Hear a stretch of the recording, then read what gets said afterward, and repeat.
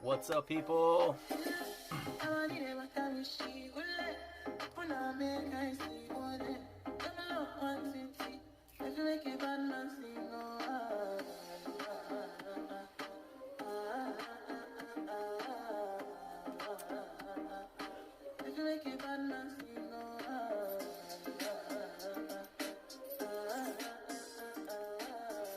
What's up, everyone? It's that time. I promised this video. I promised I was going to drop this video, and here we are. This is in response to a post that I posted last week. Got a little bit delayed, but that's all good. You're here vibing with me today, and what we're going to be doing is talking about IUL. Life insurance, for those of you that, aren't really aware of what cash value life insurance is. That's exactly why we're doing this today, guys. I'm gonna drop some knowledge. Got the tunes in the background. Oh, I like this part. You just play some great music. Alright. I'm getting distracted. My wife knew this was gonna happen. She knew this was gonna happen. Alright, back to the statement. So what you're looking at here, guys, is basically life insurance, okay?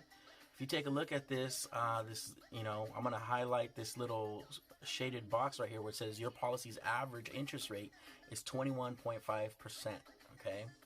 Now, this is an actual statement. One of my colleagues had shared this with me, and he said, hey, why doesn't everyone do this? Why don't they listen, Hector? Why don't they listen?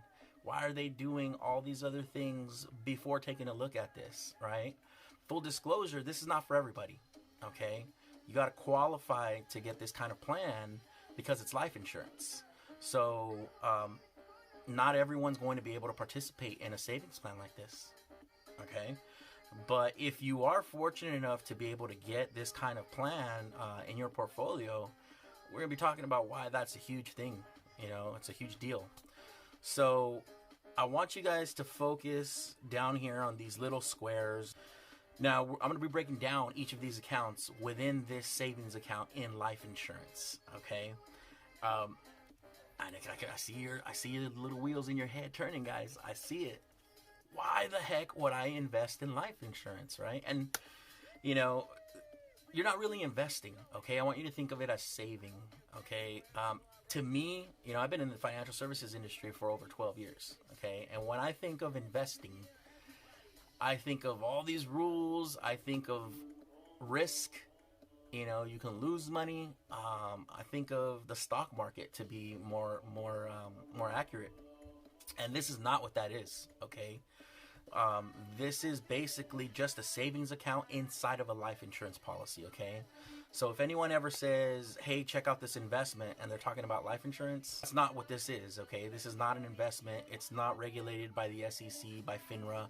All the securities and investment regulatory agencies. This is plain vanilla life insurance, okay? This is just a savings account within that. Why is that important, and why don't you want it to be an investment? There are rules to this game, okay, to the money game. And the rules to the money game is the Internal Revenue Code, okay?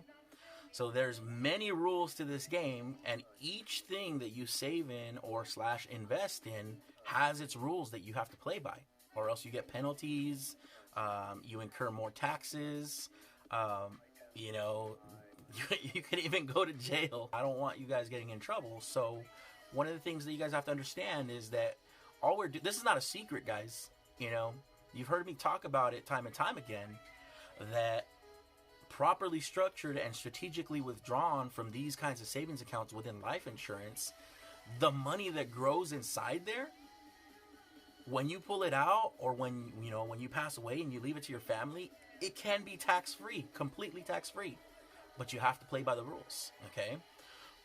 So let's get into this. The first account that I want you guys to look at is the fixed account. So if you look at that first little box, it says fixed account, current interest rate 2.25%. one of the things that you guys have to understand, and this is not a bad thing or a good thing, it just is what it is that these life insurance companies can change these rates, depending on what the market horizon is, what they think the economy is going to do in the future. And they have to do this in order to remain solvent, guys. Okay? So these adjustments are not bad. They're not just sitting around thinking, oh, well, we want to screw our clients over and we want to make more profit, so we're going to lower the rates on here. No, it's according to market projections and what the market is currently doing. They want to stay solvent and they want to keep their promises to their clients. That's why I prefer to deal with life insurance companies instead of your traditional investment kind of firms, because in all reality, guys, life insurance companies are way more solvent than a bank. Okay, a bank can lend out 3 times as much as money than they actually have on hand, versus a life insurance company is, not only are they insuring the banks, right? FDIC is not the government, guys. It's a corporation. It's an insurance company that basically says, hey, we're going to insure all of your clients, money at the bank for up to $250,000. So if the bank relies on an insurance company for safety, that tells you right then and there how powerful life insurance companies' guarantees are. What you guys have to understand is the banks are in the business of making money off of your money, okay? So when you direct deposit your money into a bank, into your checking account, when you have a savings account, when you open a CD, what do you think a bank's going to do with your money? Do you really think they're just going to throw it in the vault and leave it there waiting for you until you come back to get it? No, those banks are flipping your money and making money off of your money. That's their business, okay? We all know they do it. It's not a surprise, but we get upset when we go to open up a CD and they're like, oh, we're going to pay you 0.15% interest for leaving your money here for the next year, which is pennies, not even a penny. 1% would be 1 penny on a dollar, and they're giving you 0.15% on your dollar. So they're giving you a fraction of a penny on your money, okay? But with that being said, we want to show you guys how this fixed account rivals your savings account at the bank, okay? It's not a CD, it's not a money market account or anything like that, but look at this. 2.25%. Oh my goodness. Now, what I'm going to do right now is basically put up what the average CD in America is paying right now, okay, at banks.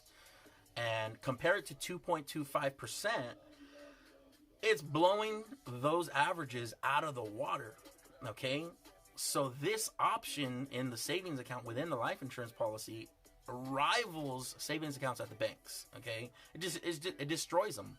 That's why wealthy people, if you guys take a look at the very bottom of this statement, total of all accounts is over $2 million. It's almost $2.5 million in this policy for this client. This guy's obviously a multimillionaire, right? Just alone, I mean, he has way more assets than this, but in the life insurance alone, and this account in his portfolio, he has over $2 million. Why would a multi-million-dollar investor save in a life insurance policy? Well, because he could be saving at the bank, or he can have, what does he have right here, $8,000. He'd rather make 2.25% instead of 0.15 or whatever the average is that I'm showing right now. Now, let's go to the next 3 accounts. This client has chosen to invest also in the 1-year index account, in the 1-year high cap index account, and in the 1-year high par index account. Now, I'm going to break this down for you guys so you guys can kind of get an idea of what those mean. So a 1-year index account is just your basic index account, okay? There are 3 types of investment strategies. There's fixed, and I just showed you the fixed one at 2.25%. There is the variable. It goes up and down, up and down. You make money, you lose money. It's like a roller coaster, right? Except it's with your money. No one wants to have that nasty feeling in your stomach when it comes to your money. That's the variable. That's my personal opinion, right? Some people do. They love that. And then there's your index strategy. Your index, if you look at your screen, is like a nice little escalator. It goes up, flat, up, flat. Now, what you have to understand is that when the market goes up, the index account goes up. Okay. And then when the market goes down, you don't lose any money because you have a guaranteed floor of 0%. Meaning you're not going to make any money, but you're not going to lose any money in those down years. So on your actual performance chart, it'll show like a flat line, okay? And then when the market comes back up, your account goes up with the market, right? And then the market goes down, and everyone has that bad feeling in their stomach, right? That roller coaster feeling. Your money is just coasting. And then when the market comes back up, it goes back up again and just keeps doing that until you decide to pull your money out.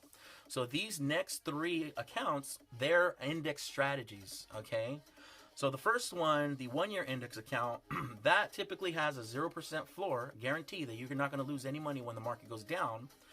But it'll have a limit, right? So what are the pros and cons? That sounds amazing. There has to be a catch, Hector. How can you not lose money and make money, not lose money and make money? How does the life insurance company not go bankrupt giving that promise, giving that guarantee? Well, because they cap how much you can make, okay? So let's say that, the indexed account makes 20%, and you're in this 1 year index account. Now, depending on which company you're using, which life insurance company you're using, they all have different caps. Meaning, there's one that offers 9%, there's one that offers 15%, there's some that offer 6%.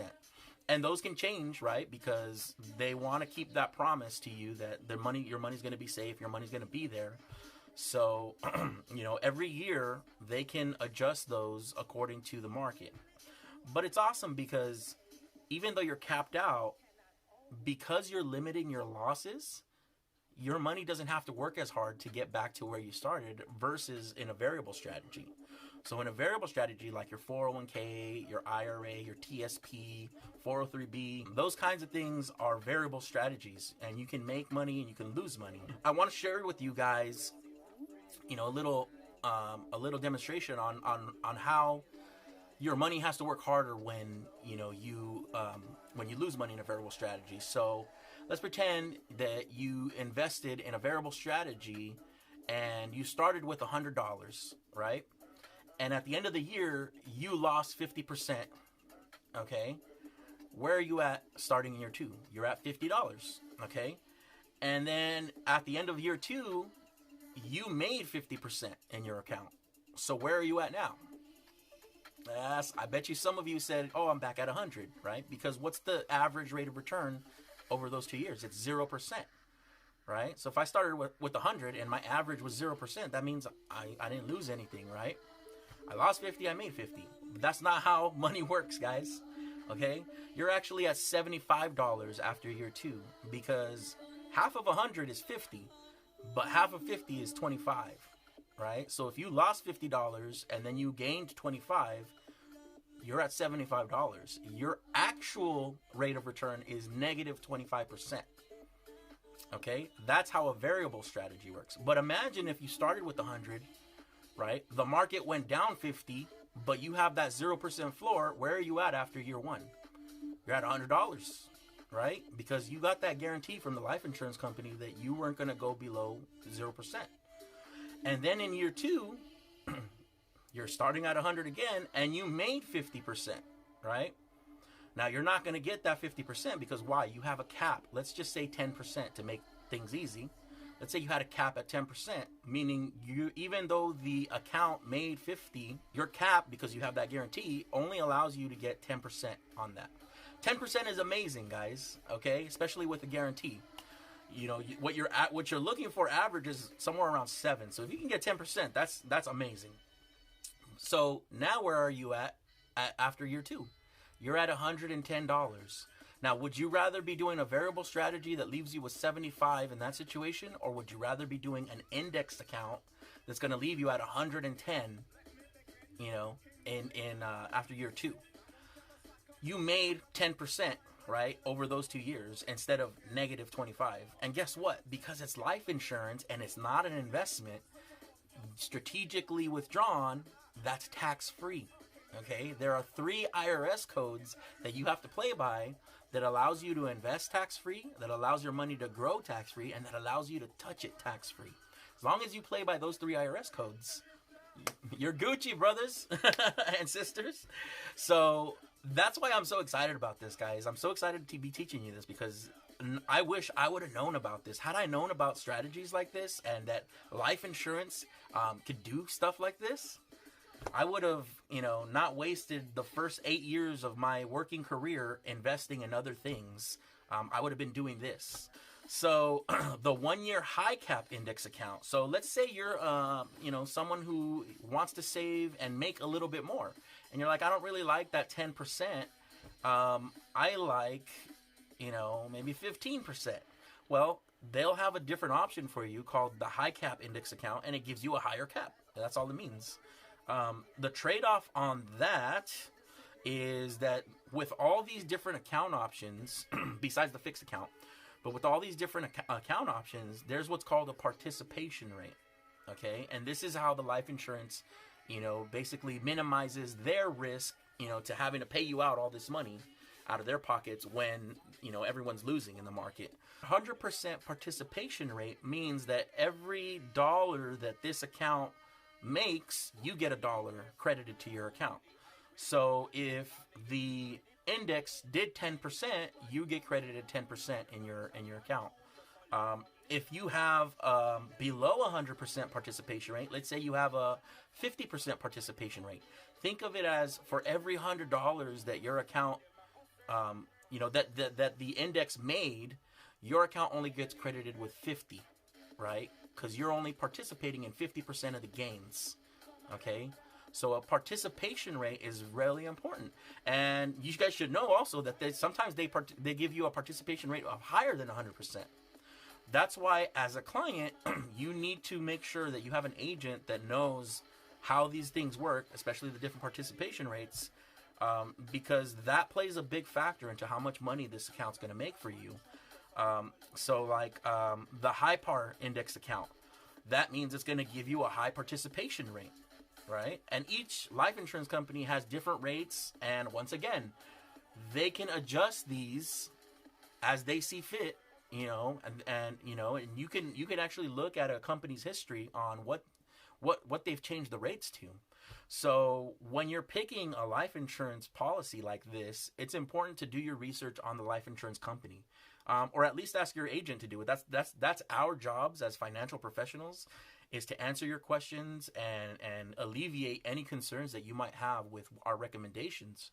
So now that Project B.L.A.D.E is educating you guys, and you know that participation rates are a thing, and sometimes they're less than 100, sometimes they're more than 100, ask your agent or your financial professional that you're working with and say, hey, I want to see the history of the changes that this company has made. There are a lot of top companies, a lot of companies that we work with, that I work with, on the life insurance side. There's a lot of companies that are consistent. Okay, it's very rare that they'll lower, the participation rate. And when I say it's very rare, it's like 2008, when we had a big recession, the early 2000s, and in the late 90s. In times like that where, the economy is just crashing, you can expect adjustments, okay? And like I said, it's not a bad thing. It's how these life insurance companies stay alive. They're smart. They know exactly what they're doing when it comes to protecting money. And that's why a lot of the economies all over the world and a lot of the banks, rely on life insurance companies. One of the things that banks own for the bulk of their portfolios is called BOLIs, B-O-L-I, bank-owned life insurance. And it's just cash value life insurance that performs similarly to this, and that's where they keep all their safe money. Why? Because all the growth is tax-free, and because it gives you guarantees. They can't lose money when the market goes down here. So now I want you guys to look at, I've taught you guys about caps, I taught you guys about participation rates. Now let's look at the gray box where it says 1 year no cap index account. Look at the rate of return that this client has been getting over the last couple of years. I believe this client has been with my colleague for about 3 years. And so his average interest rate is 21.5. We already explained that. But he's been using this 1 year no cap index account also And every time for the times that he's used it, he's actually gotten an average of 49%, almost 50% rate of return. Guys, what do you know out there? What do you have in your portfolio that's safe, it's liquid, right? And it gives you these kinds of rates of return. And strategically withdrawn, it's tax-free. Okay? Imagine, if he had all his 2 million here and he got a 50%, that means that he would have been credited $1 million depending on the participation rate. Imagine if he had a 100% participation rate. Another thing that you have to understand about the no cap indexed account is that there are things that life insurance companies also implement to say, lower the risk on their part, which is called a spread. Okay, so a spread is just how much they keep of the performance in this kind of option. So I believe this particular life insurance company has a 5% spread. So even though he was averaging 49, he was probably averaging 54%. But with the 5% spread, they take the first 5% of your growth and then credit you everything after that. So just to make it easier, let's say you did 20%, right, on the no cap, and minus the 5% spread, they would actually credit your account 15%, right? And this is not magic, guys. It's not too good to be true. There's always pros and cons to these kinds of policies and this kind of performance. Life insurance companies are super smart, right? They have these little things integrated into these options to basically hedge their risk. And imagine, guys, is it hard to believe that they're giving you a guarantee of 0% if they're keeping the first 5% in this option? Is it hard to believe that they can give you guarantees when they're limiting your upside, to 10, 12, 15%, and they're keeping the rest of the growth? Just like banks, these guys are in the business of making money off of your money, and they're really good at it. The only thing that you guys have to understand is that because they're really good at it, they can give you all these promises. I like to say, very, affectionately, that they're just giving you a bigger slice of the pie, okay? They're not greedy when it comes to sharing, right? They understand that they're making money off of your money. So they're going to give you, a bigger slice of the pie compared to your traditional kinds of investment firms and your traditional kinds of investment institutions. So I hope this kind of clears up everything. One of the last things I want to talk about and touch on, and I've been kind of touching on this subject, is it's so important for you guys to work with a financial professional that knows the ins and outs of these kinds of policies, that knows how it will pertain into your particular situation, understands not only that, it does all these great things, but how and why. Which is why I got to plug myself right now and let you guys know, if you guys are interested in getting a policy like this or learning more about it, I love to educate people. I love to share my knowledge with people, especially if they're really interested in this. So if you guys want to book an appointment, I can get into more detail and show you how this plan will work in your particular situation. I can tell you if you qualify for this plan, because remember, I told you guys in the beginning, you have to qualify for this. With that, I'm going to end this video. Wish you wealth, health, and prosperity. Love you guys. Bye.